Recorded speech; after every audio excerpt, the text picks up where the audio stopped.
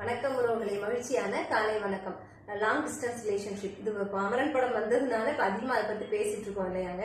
ஆனா இதை பத்தி நானும் பேசுவேன். ஏன்னு கேட்டீங்கன்னா, நானும் அது மாதிரி நாங்க இருந்திருக்கோம். நானும் என் கணவரும் இருந்திருக்கோம். எங்களுக்கு கல்யாணம் முடிஞ்ச புதுசுல அவங்க வெளிநாட்டுல தான் இருந்தாங்க.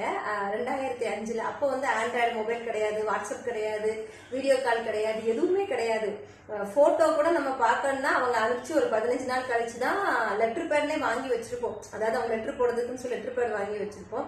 இன்னொன்னு என்னன்னா, SMS எல்லாம் பண்ணணும்னா ஒரு 100 வேர்ட்ஸ் தாண்டிடுச்சுன்னா அதுக்கு மறுபடியும் 5 ரூபாய் ஆகும்.